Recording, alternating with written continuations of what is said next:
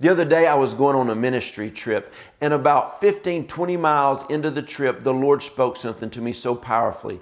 The Lord said, I want you to place your hands on the impossible and never take them off. And right then and there, the Lord and I had about a 3-hour conversation going back and forth.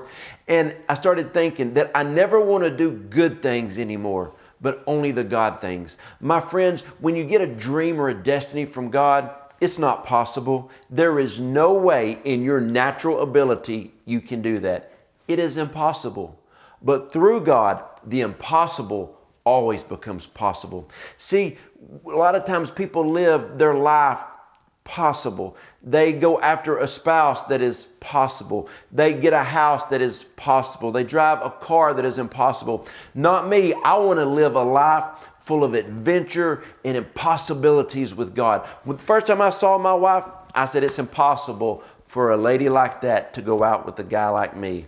We're married. First time I saw our house plans, I said, there's no way I can afford a house like that. You know, you've got to live your life with the impossible things of God. When the Lord called me into ministry and started telling me everything that I was going to do, I said, God, that is impossible. And you know what happens? Through God, it all became possible. My friends, I'm here to challenge you and equip you today. Quit limiting God, but you have to believe that every time God tells you you're going to do something, you can do it. Numerous times in the scripture, it says this, that with man, things are impossible, but with God, all things are possible. This is the time that we start living life of impossibilities. I want you to place your hands on the impossible things of life, because with God, they're possible. And like the Lord spoke to me, I never want you to be satisfied or settle for anything that is easy. I don't want you to take the easy road in life. Personally, I didn't think that I ever did.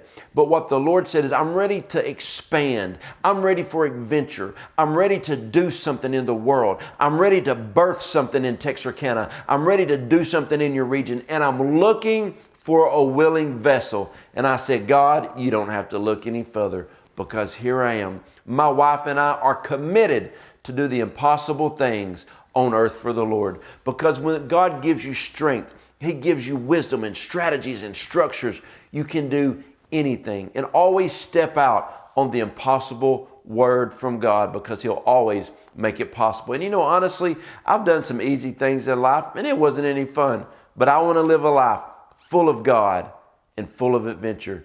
So place your hands on the impossible things and never let go.